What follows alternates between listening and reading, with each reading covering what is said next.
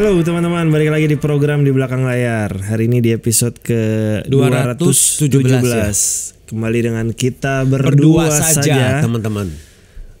Kalau minggu lalu kita baru kehadiran bintang tamu dari Nyanyi Bareng Jakarta. Itu kita sempat cerita soal bagaimana seorang introvert Iya. kalau misalnya tiba-tiba ketemu orang baru dikenal dan tiba-tiba suruh nyanyi, suruh joget depan kamera. Mungkin kalau kita pasti kita berdua ambivert ya, punya sisi introvert, punya sisi extrovert juga. Iya.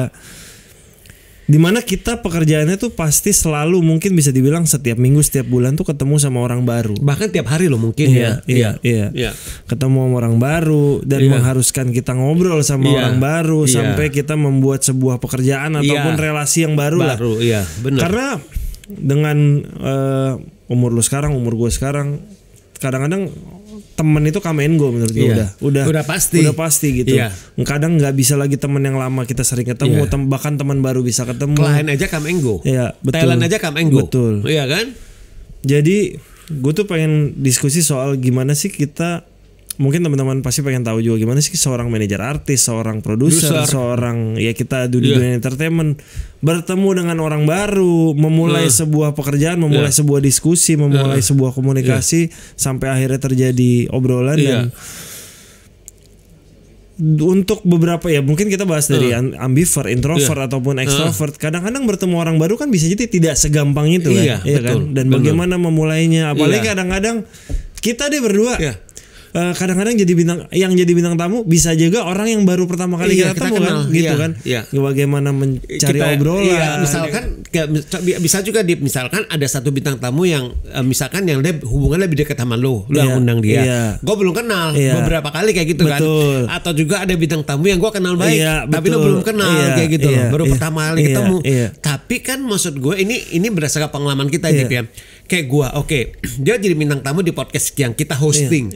Walaupun gue belum kenal, tapi kan biasanya kan kita kan selalu kasih nama dulu, kemudian kita ngasih Instagram dia. Kalau dia punya Wikipedia, kita research lah kan seperti itu. Nah, kalau gue sih gitu, misalkan lu kasih bintang tamu yang gue nggak kenal nih, belum pernah ketemu, belum pernah ngobrol, lu biasanya kan 2 hari atau sehari sebelumnya ngasih ke gue kan, namanya siapa, kemudian nama lengkapnya siapa, IG-nya apa, kemudian ada data penunjuk apa. Biasanya kok pelajarin, orang gini sampai siapin pertanyaan karena jadi begitu gua ketemu sama dia, begitu kita kenalan, gua udah punya bahan untuk memulai pembicaraan gitu loh. Sebaliknya juga kayak gitu juga kan. Nah, apalagi lu lebih detail lagi kalau misalnya lu research kan.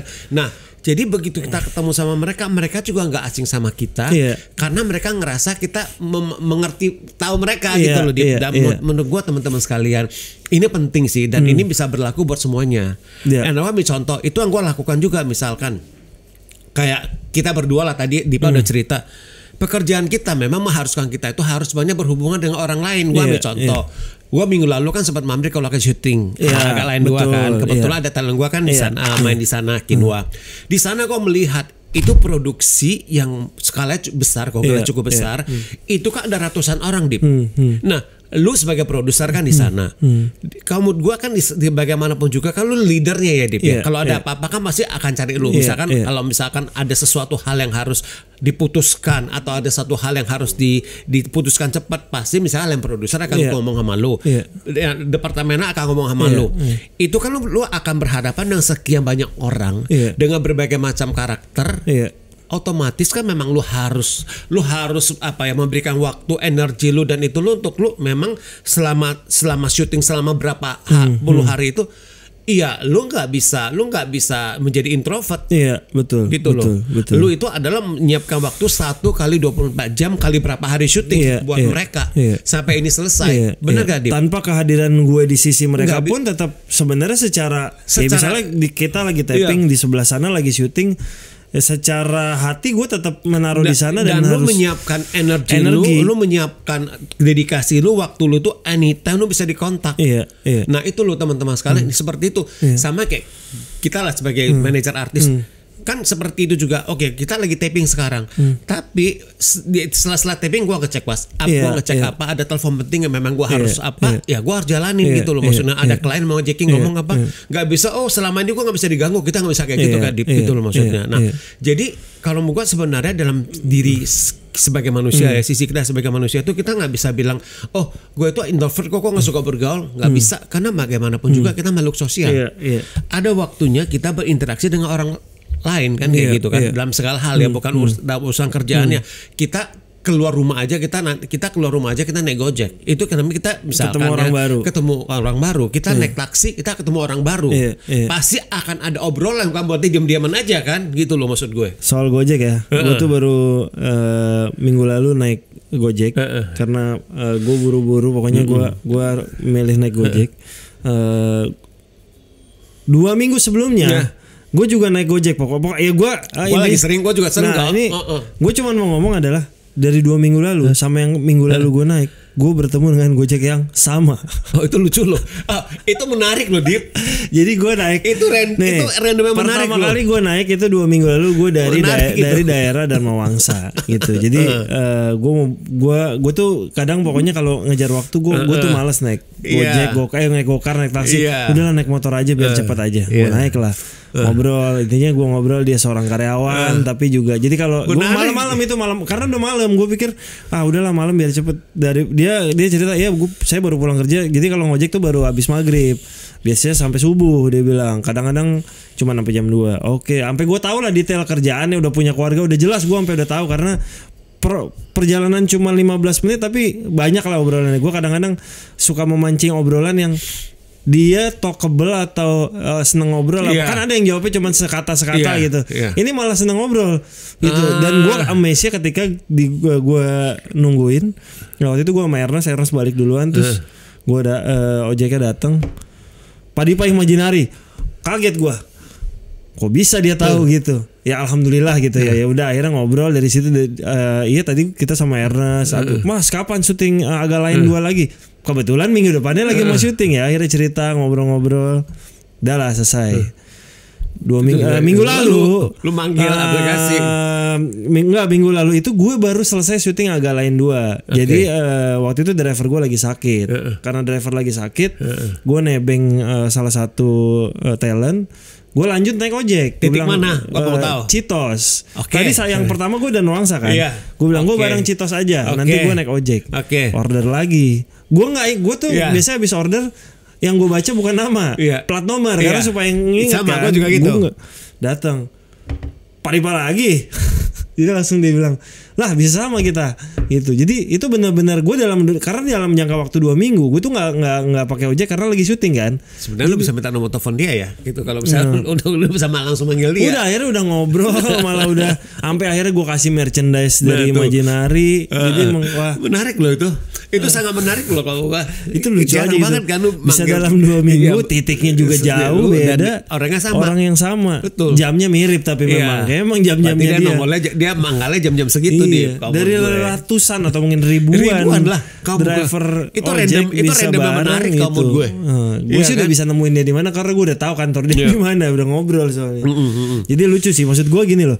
Kita tuh kan suka ketemu orang yang baru yang gue nggak tahu kalau lu ya. Kalau gue biasanya mencoba mencari obrolan dengan orang yang baru adalah gue mencari obrolan mana yang gue bisa masuk, topik apa yang bisa gue masukin. Contoh misalnya kalau laki-laki biasanya paling gampang bertemu dengan topik olahraga misalnya, bisa bola, bisa basket, apapun lah.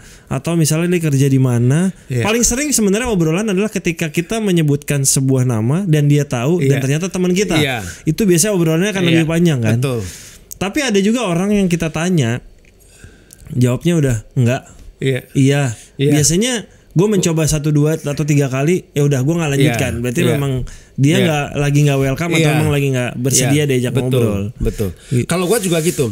Kalau gue mencari obrolan itu adalah mau melihat situasi sama kondisi ke siapapun juga ya. Misalnya mau ke tukang ojek, mau ke mana kalian, gue melihat situasi dan kondisi dan kalau gue sih gini Dip. kita tuh sebagai manajer ya, apalagi lu kayak produser itu, memang kita dikasih kalau gue semacam intuisi sama sama apa ya, kepekaan itu untuk kita tuh bisa memulai pembicaraan.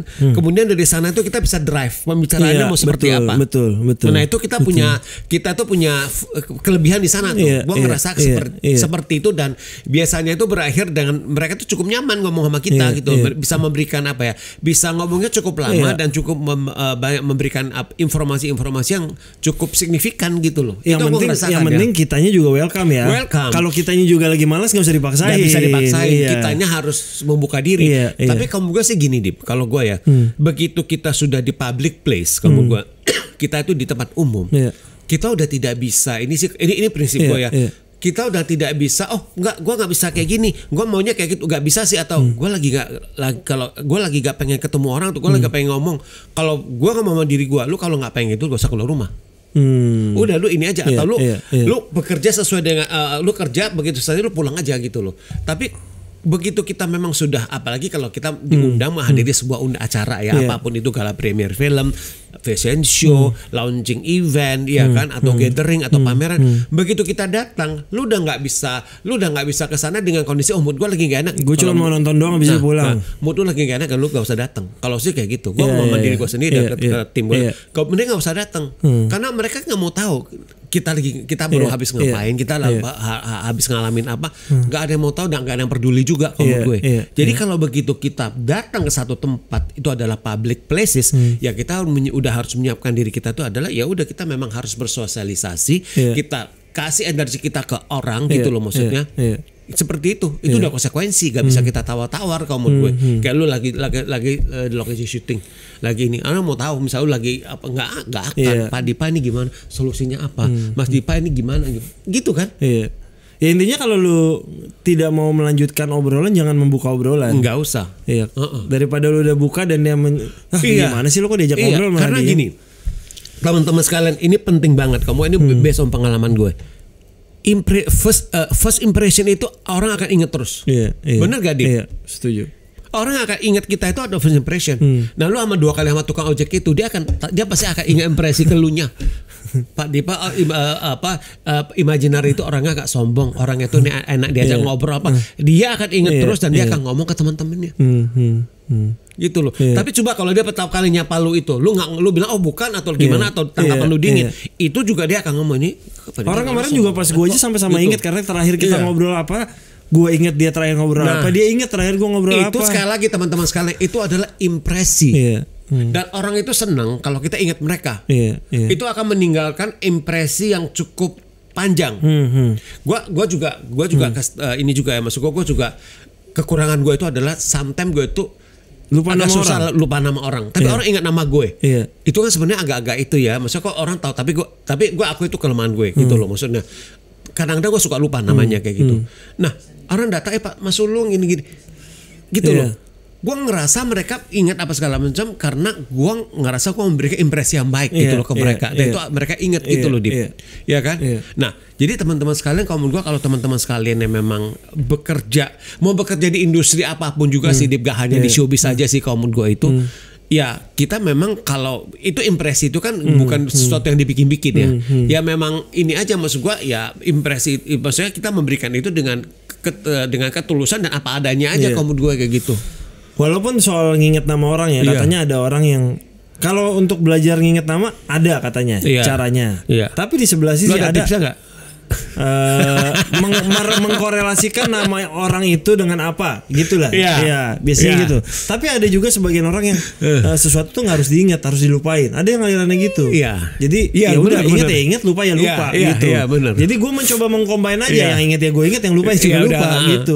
Jadi gue juga tidak wajib, karena kan kemampuan kita juga pasti terbatas. Gak mungkin lo mengingat semua orang gitu.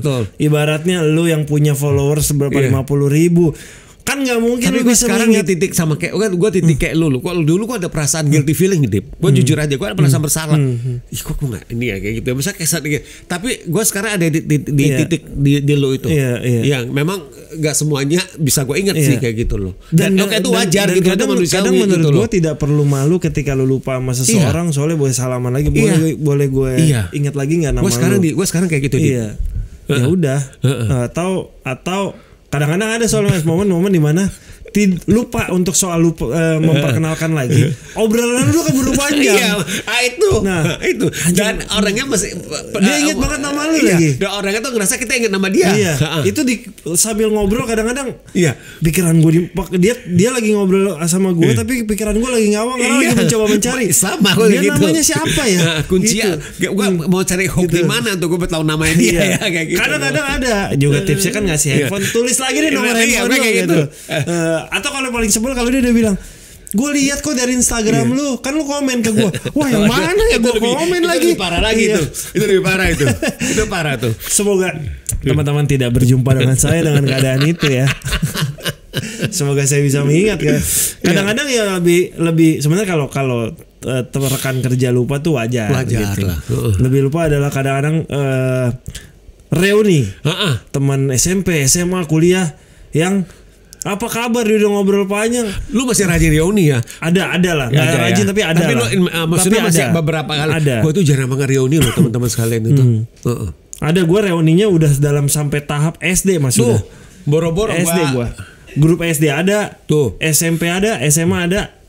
SMA ada terbelah nih. Grup full SMA, grup kelas 1 SMA, kelas 2 SMA, kelas 3 SMA. Gue cuma ada grup SMA doang. Sama grup IP Entertainment itu. Mantan grup, kerja. Iya, itu aja gue. Ada, itu gue juga.